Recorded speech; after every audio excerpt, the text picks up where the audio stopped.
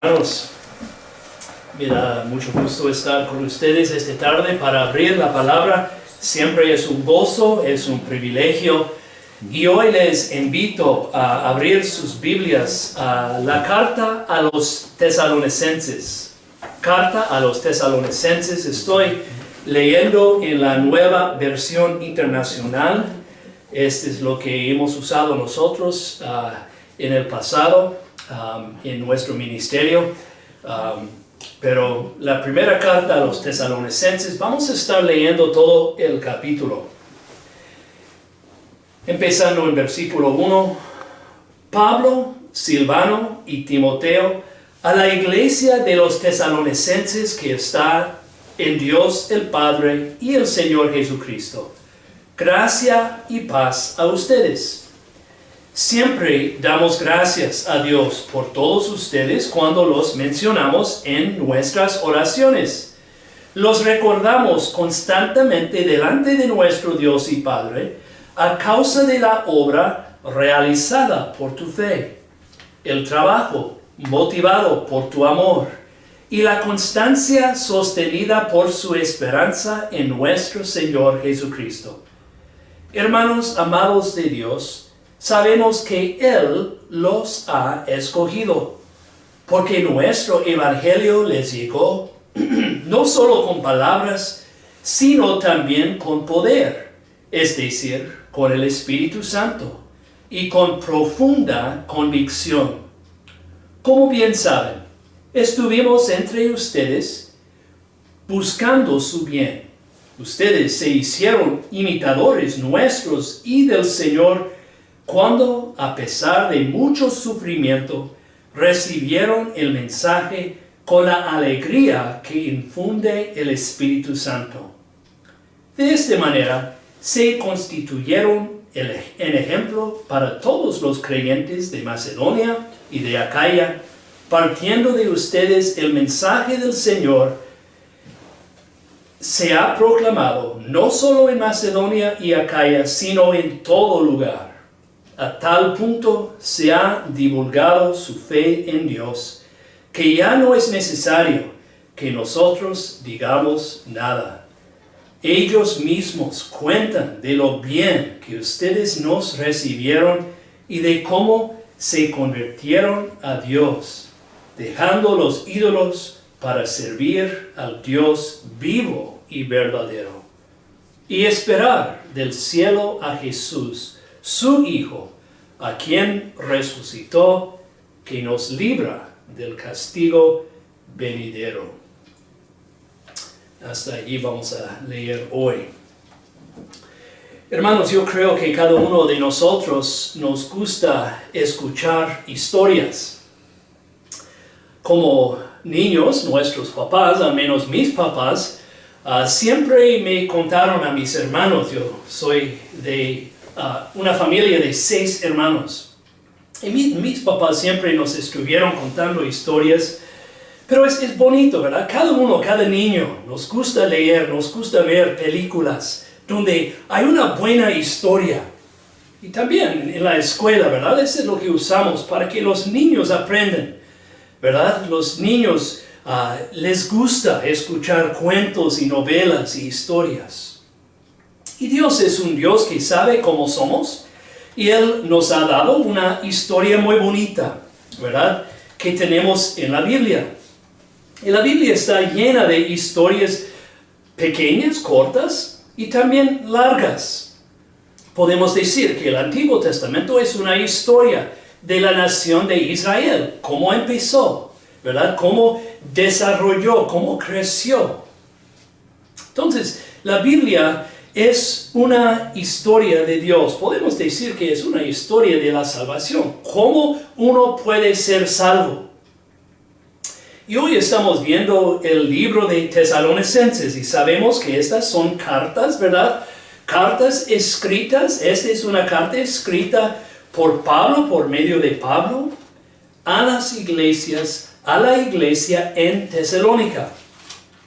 Y es interesante que esta historia tenemos más un contexto de solamente el libro. Hay libros que no tienen un contexto. Este tiene un contexto muy interesante. Quiero que ustedes abran sus Biblias a Hechos 17. Que recuerdan que el libro de Hechos es un libro histórico que explica cómo desarrolló la iglesia en el Nuevo Testamento después de Jesús, la muerte de Jesús. Y explica aquí cómo llegó la palabra. Pablo estuvo predicando, él estuvo haciendo sus viajes misioneros. Ahora llega a Tesalónica. Entonces vamos a leer los primeros 9 versículos. Dice allí, atravesando Anfípolis y Apolonia, Pablo y Silas llegaron a Tesalónica, donde había una sinagoga de judíos. Como era su costumbre, Pablo entró en la sinagoga y 3 sábados seguidos discutió con ellos, basándose en las Escrituras, como siempre debe de ser, ¿verdad? Les explicaba y demostraba que era necesario que el Mesías padeciera y resucitara. Les decía, este Jesús que les anunció es el Mesías. Algunos de los judíos se convencieron y se unieron a Pablo y Silas, como también lo hicieron un buen número de mujeres prominentes y muchos griegos que adoraban a Dios. Pero los judíos, llenos de envidia, reclutaron a unos maleantes, callejeros, con los que armaron una turba y empezaron a alborotarte la ciudad. Asaltaron la casa de Jasón en busca de Pablo y Silas con el fin de procesarlos públicamente. Pero como no los encontraron, arrastraron a Jasón y a algunos de los otros hermanos ante de las autoridades de la ciudad, gritando, estos que han trastornado el mundo entero han venido también acá. Y Jasón los ha recibido en su casa. Todos ellos actúan en contra de los decretos del emperador, afirmando que hay otro rey, uno que se llama Jesús. Al oír esto, la multitud y las autoridades de la ciudad se alborotaron. Entonces estos exigieron fianza a Jasón y a los demás para dejarlos en libertad. Entonces, hermanos, tenemos que entender que este es el contexto. Pablo había llegado a esta ciudad, él estuvo predicando muy poco tiempo, 3 fines de semana, nada más. Ahora, un poco más, no sabemos cuánto tiempo, 1 año, 2 años, 3 años, más adelante, Pablo está escribiendo a esta iglesia para animar a la iglesia, para ayudar a la iglesia, para seguir a su lado. Entonces, él quería animar a esta iglesia porque él como pastor tuvo mucha emoción, mucho amor, como cada pastor por la iglesia, ¿verdad? Mucha ternura, ¿verdad? Él quería expresar su amor por la iglesia, pero también quería animar a la iglesia.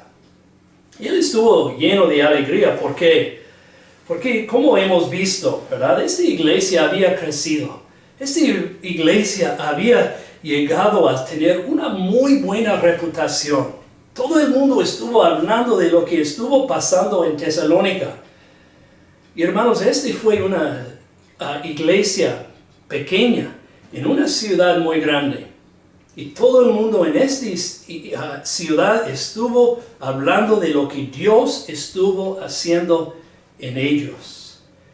Entonces vamos a ver hoy, el tema va a ser el poder del Evangelio. El poder del Evangelio en la iglesia de Tesalónica, pero también el poder del Evangelio que Dios hace y que Dios obra en cada uno de nosotros. Y vamos a ver 3 cosas. Primeramente, una fe, su fe que obra, o como dice aquí, la obra realizada por su fe. luego su labor en amor y luego su esperanza. Entonces su fe, su amor y su esperanza. Vamos a empezar con esta obra realizada por su fe. Y estamos usando versículo 3 como nuestra guía, ¿ok? Les recordamos, allí dice, que dejen sus Biblias abiertas para leer conmigo. Los recordamos constantemente delante de nuestro Dios y Padre a causa de la obra realizada por su fe. Y empiezo con una pregunta. ¿Qué es la fe? ¿Qué es la fe? Bueno, quizás ustedes tendrán varias respuestas, ¿verdad? Es una seguridad que tenemos, ¿verdad? Es saber lo que uno cree, ¿verdad? Pero podemos usar la definición bíblica de Hebreos capítulo 11. ¿Qué dice allí? Allí dice, la fe es la garantía de lo que se espera, la certeza de lo que no se ve. Y hermanos, sabemos que la fe no empieza con nosotros. No es que un día nosotros nos despertamos y decimos, bueno, hoy voy a creer, ¿verdad? Hoy voy a creer en Dios, hoy voy a poner mi confianza en el Señor. Sabemos que la fe es un don de Dios, es un regalo de Dios. Tampoco la fe es algo que podemos recibir por herencia. A veces, ¿verdad? La gente piensa, bueno, mi papá es cristiano o mi papá o abuelo era cristiano, también yo soy cristiano, ¿verdad? Simplemente por herencia. Bueno, la Biblia dice, no, la fe tiene que ser personal, aunque yo sea un pastor, no es decir que mi hijo va a seguir en la fe, no. La fe es algo personal, es algo entre nosotros y Dios. Y Dios usa maneras ordinarias para que podamos creer y tener fe en Él. Si mi hermano les había dicho, bueno, hoy vamos a tener un ángel que va a predicar en este servicio, estoy seguro que serían muchísima gente escuchando a este mensaje.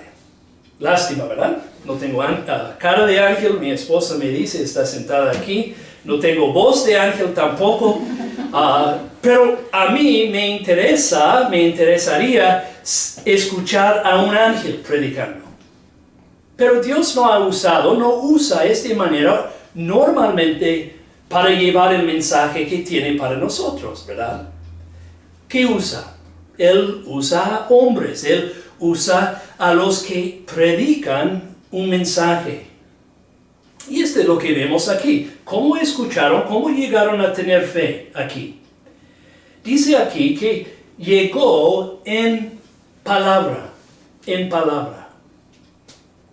Nosotros vivimos en un mundo muy bonito. Hoy en la mañana me levanté, sol brillante, como había dicho nuestro hermano, después de 2 días nublados. Hoy en la mañana yo pensé, wow, qué día increíble. Y cuando vemos la creación, podemos decir, mira, hay un Dios. Pero no es suficiente saber que solamente hay un Dios, ¿verdad? Saber que hay un creador. Necesitamos saber más, necesitamos tener más información. Tenemos que escuchar el nombre de Jesús, ¿verdad? Y este es lo que Dios hizo. Dios envió a Pablo. Pablo fue enviado por Dios. Él predicaba, él explicaba, ¿verdad? Vimos 3 fines de semana. Él estuvo allí en la sinagoga. Ellos escucharon un mensaje. Este mensaje llegó por medio de Pablo, claro, pero este fue el deseo de Dios, que esta gente escuchara este mensaje. Entonces llegó en palabra. también dice que pasó, llegó en poder. Dice versículo 5, nuestro evangelio les llegó no solo con palabras, sino con poder. Con poder. Es decir, que cuando el evangelio llega a nuestra vida, hermanos, este cambia nuestra manera de pensar, este cambia nuestra manera de vivir. Si nosotros después de escuchar el evangelio vivimos iguales, tenemos un problema muy grande. Romanos 1:16 dice, el evangelio es poder de Dios para la salvación de todos los que creen. Llegó en poder. También dice que no solo llegó en poder, pero con el Espíritu Santo. El Espíritu Santo, ¿qué tiene que ver con el mensaje? A veces, hoy día, cuando hablamos del poder del Espíritu Santo, pensamos quizás en alguien como Benny Hinn, ¿verdad? El que tiene un poder en el Espíritu Santo, el que puede tocar a gente, ¿verdad? Y que tiene un espectáculo. Pero una cosa que olvidamos nosotros es que el Espíritu Santo tiene un gran trabajo, una gran obra en nuestra salvación. Es Él que nos convence, es Él que nos muestra que la palabra predicada o la palabra de Dios es algo que viene de Dios. No podemos creer nosotros mismos sin la ayuda del Espíritu Santo. Y es interesante que no solamente dice que llegó el Espíritu Santo, pero llegó con mucha convicción. Juan 16:8 dice, cuando Él venga, Él convencerá al mundo de su error en cuanto al pecado y a la justicia y al juicio.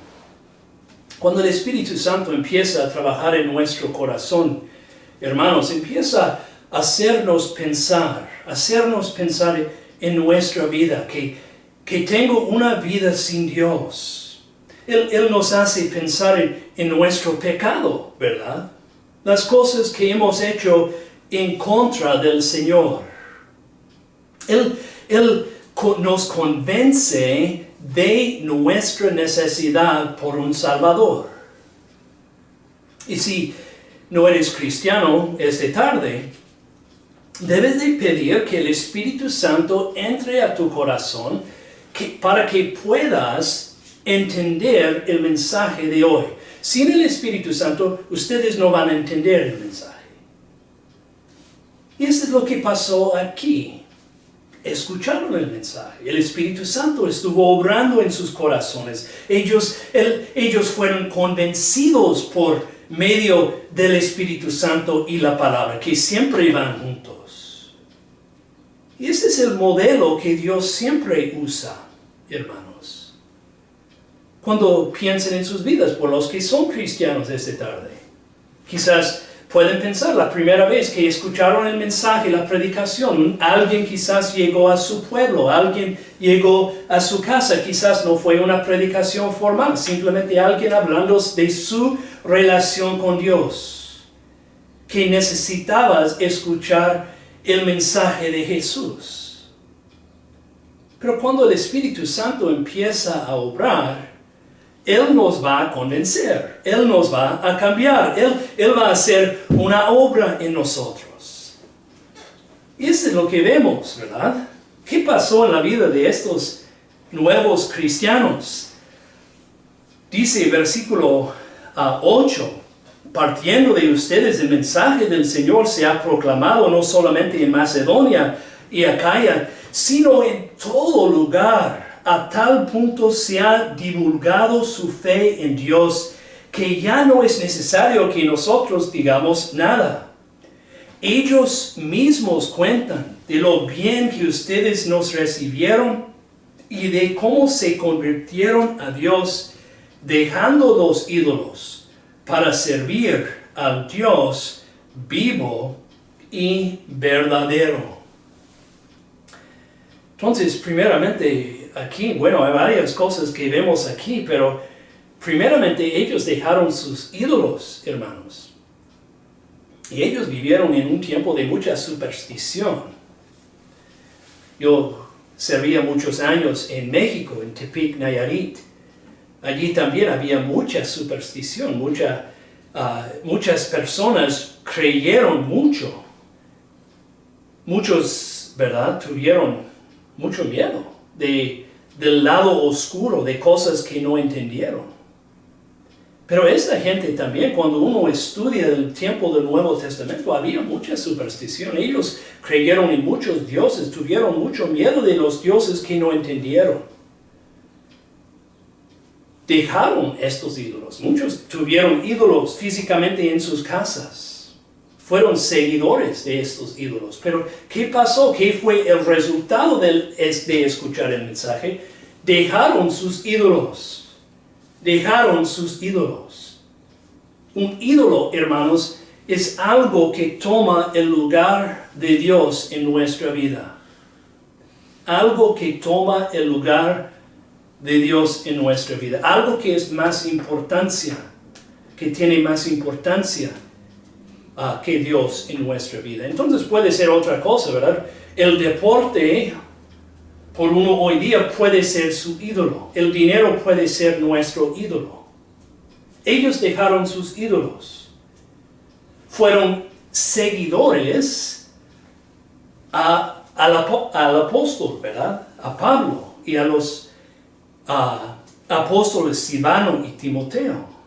Y eso es algo normal, ¿verdad? Cuando uno conoce al Señor, uno normalmente necesita a una persona que puede seguir, ¿verdad?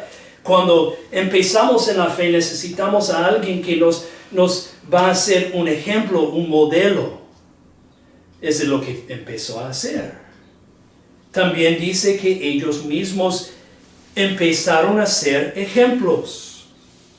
No sé si ustedes recuerdan el día en sus vidas, quizás los que son cristianos, cuando empezaron a entender, mira, hay gente que me está viendo en la iglesia. Yo recuerdo cuando yo tuve quizás 12, 13 años, un día pensé, Dios puso en mi mente el pensamiento, Ricardo, tú tienes que ser un ejemplo a tus hermanos, tú tienes que ser un ejemplo a los niños en la iglesia. Eso es lo que empezó a pasar en la iglesia en Tesalónica, ¿verdad? Cada uno, Dios trabajó, obró en su vida y luego Dios empezó a usarlos. Y déjenme decirles, hermanos, que Dios les va a usar con todo tu pasado. Con todo tu pasado. ¿Qué quiero decir? Bueno, cada uno antes de conocer a Cristo ha vivido una cierta vida. Ha vivido ciertas cosas, quizás ciertos pecados también. Y Dios te ha sacado de estos pecados. Pero Dios usa nuestro pasado para que podamos nosotros ser ejemplos y ser usados en la iglesia para ayudar a otros. En nuestra iglesia en México había gente con pasados muy diferentes, los que andaban en pecados como en carteles, o los que usaban droga, los que usaron, ¿verdad?, muchos alcohólicos. Ahora Dios está usando a esta gente para ser ejemplos para los que están conociendo al Señor. Dios usa a cada uno con su pasado para cambiar y ayudar en la iglesia. Entonces, esta fue la fe que obraba. Esto es lo que vemos aquí. Pablo llegó, Pablo predicó, ellos por medio de la palabra y el Espíritu Santo entendieron el mensaje y fueron cambiados y usados en la iglesia. También vemos que, según lo que dice versículo 3, que tuvieron un amor que obraba.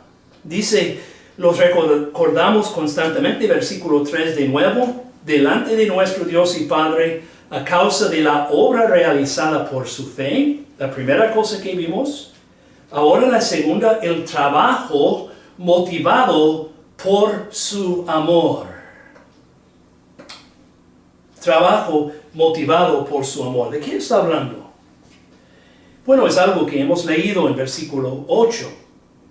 Cuando uno ha sido cambiado, cuando Dios ha obrado en nuestra vida, Dios cambia muchas cosas. Cambia, ¿verdad?, los hábitos malos, los vicios que hemos tenido.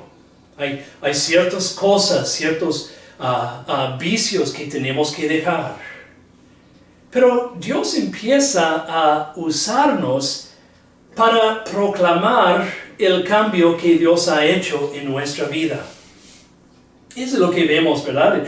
Es lo que pasó con Pablo. Esto es lo que pasó con cada uno que fue cambiado en el Antiguo y Nuevo Testamento. Ellos empezaron no solamente a vivir diferente, pero también a hablar diferente. Si ustedes tienen un hobby, no sé, si les gusta el deporte, aquí en Canadá es muy popular el hockey. Si uno, a mí me gusta el hockey, si este es mi interés, si es algo que estoy viendo, si es algo que me interesa mucho, obviamente voy a hablar del hockey. ¿Quién está ganando, verdad? El mejor equipo, que es Toronto Maple Leafs, para que sepan. Es algo que me interesa, ¿verdad? Es algo que me interesa. También en nuestra fe. Si es un deporte, es una cosa, nuestra fe debe de tener mucho más importancia que un hobby en nuestra vida. Es de lo que vemos con estos cristianos, ¿verdad? Ellos fueron cambiados y todo el mundo estuvo hablando del cambio y la manera que hablaron. Ellos estuvieron hablando con todos de Cristo. Querían que todos conocieron de su Señor Jesucristo. Pablo dice aquí que no fue necesario predicar allá porque todo el mundo estuvo escuchando la predicación por medio de la iglesia. Así debe de ser, hermanos, así debe de ser. Uno cambiado, uno que ama al Señor, debe de hablar, debe de compartir. Y déjenme decirles, animarles a compartir con tus amigos, compartir con tu familia acerca de lo que Jesús ha hecho en tu vida. No hay nada mejor. Si ven en ti, si ven en mí que hemos sido cambiados, van a tener interés en saber por qué. Entonces, un amor que obra fue mostrado en lo que decían. También hay algo interesante, versículo 9. Dice, habla de otra cosa. Dice, ellos mismos cuentan de lo bien que ustedes nos recibieron. Está hablando, yo creo, no solamente recibiendo el mensaje, pero recibiendo físicamente a Pablo en sus casas. También si van a capítulo 4, versículos 9 y 10, vemos que este fue una realidad en la iglesia. Dice, en cuanto al amor fraternal, no necesitan que les escribamos, porque Dios mismo les ha enseñado a amarse unos a otros. En efecto, ustedes aman a todos los hermanos que viven en Macedonia. No obstante, hermanos, les animamos a amarse aún más. Entonces había mucho amor. Ellos estuvieron mostrando este amor. Y como cristianos, hermanos, es algo que tenemos que recordar. Es algo que yo creo que la iglesia a veces olvida hoy día. Yo bromeo, a mí me encanta el café, mucho. México produce un buen café, pero yo creo mucho, hermanos, en el poder del café. No es la cafeína nada más, hermanos, pero es la amistad que uno tiene, ¿verdad? Sentarnos como hermanos, sentarnos con un café, con un pastel, es algo bonito. abrir las puertas de nuestra casa a otros hermanos. Qué bonito, ¿verdad? Eso es lo que estuvieron haciendo. Esta fue la manera de que mostraron el amor de Dios.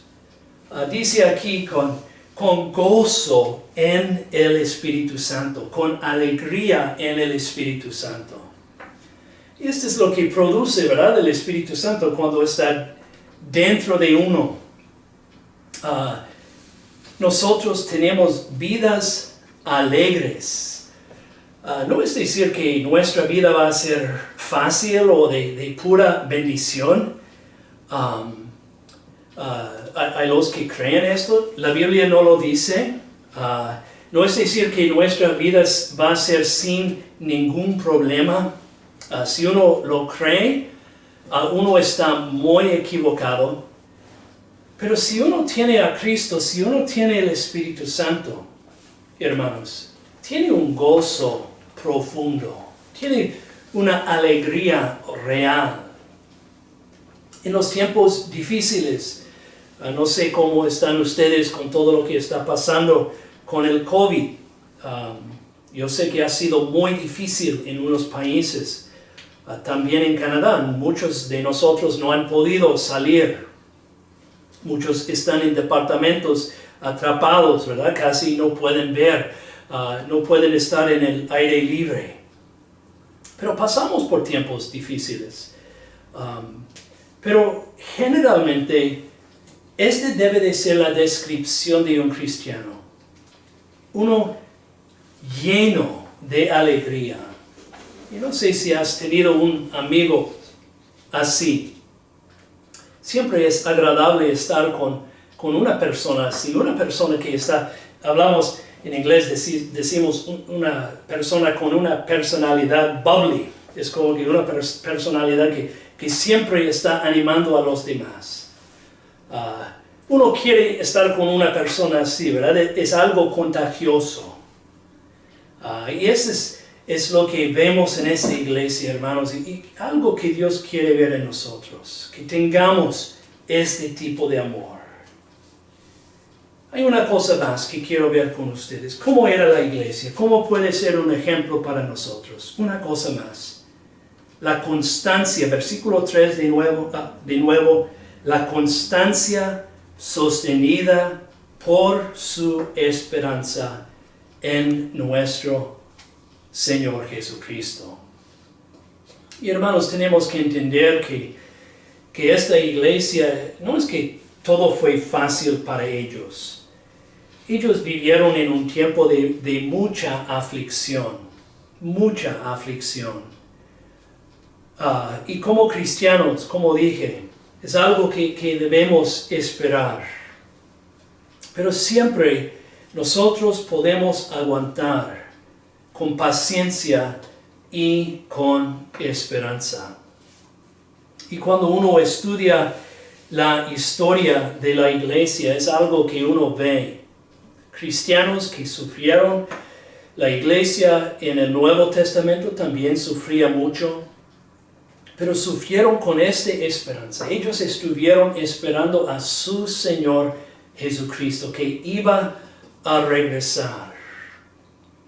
Jesús nos dice en Mateo 19, Él nos dice, y todo el que por mi causa haya dejado casa, hermano, hermana, padre, madre, hijos o terrenos, recibirá 100 veces más y heredará la vida eterna. Y hermanos, tenemos que esperarlo. Si no estás en tiempos difíciles, solamente tenemos que esperar un tiempo. Las tormentas en la vida van a llegar. Pero tenemos que enfrentar estos tiempos con la verdad que vemos en versículo 4. ¿Qué dice allí? Dice, hermanos amados en Dios, sabemos que Él los ha escogido. Hermanos, nuestras vidas no son accidentes. Nosotros no estamos aquí sobre esta tierra solos. Ninguno aquí que está escuchando este mensaje, tú tienes que saber que tu vida no es un accidente. Dios tiene un plan por cada uno de nosotros. No hay nada que está fuera del control de Dios. Y Dios nos llama a vivir como un hijo de Él. Si Dios nos ha llamado a ser sus hijos, si Él nos ha escogido a ser sus hijos y hijas, hermanos, debemos vivir así. Nunca olvidando. Yo soy un hijo de Dios. Yo soy una hija de Dios. Y aunque sea difícil la vida cristiana, con dificultades, nosotros podemos estar seguros que Dios está con nosotros, que Dios es nuestro Padre Celestial. Hermanos, qué buena noticia, ¿verdad? Y quizás hay una persona ahora que está pensando, de veras, con la vida que tengo ahora, con los problemas que tengo ahora, con la inseguridad que me siento, con la tensión que tengo en mi vida, ¿puedo seguir yo con esperanza? Y hermanos, la respuesta es sí, con la ayuda y con la gracia del Señor. Y hermanos y hermanas, este debe de ser nuestro deseo, nuestra oración. Servir a Dios no solo en tiempos de bendición, los buenos tiempos, pero también en los tiempos difíciles, cuando Dios nos llama a sufrir. Pero tenemos la seguridad, hermanos. Algo que dice en versículo 10, dice, dejando los ídolos para servir al Dios vivo y verdadero, y que esperar del cielo a Jesús, su Hijo, a quien resucitó, que nos libra del castigo venidero. Y hermanos, Jesús pagó el precio por nuestros pecados. Y si eres creyente, si eres cristiano, y si has confesado tus pecados al Señor, si te has doblado la rodilla, tú puedes tener esta seguridad cada día de tu vida. Jesús me salvó, Jesús me llamó, me salvó y ahora quiero vivir para Él. Que sea la realidad en la vida de cada uno de nosotros, hermanos. Que Dios nos bendiga. Amén. Vamos a orar. Bendito Padre Celestial, te damos gracias por este día, te damos gracias por este pasaje tan bonito, Señor, del cambio, del poder del Evangelio en cambiarnos. Señor, que tú estés obrando en nosotros. Señor, qué bendición es saber que tú estás obrando, tú estás llamando a nosotros a servirte a ti. Y Señor, que tú estés presente, Señor, en cada hogar que está escuchando, cada persona a quien está llegando este mensaje, Señor, para darle a esta persona, a este hogar, Señor, esta seguridad, Señor, esta fe que obra, Señor, esta paciencia en esperanza, Señor, que tengamos este amor que obra.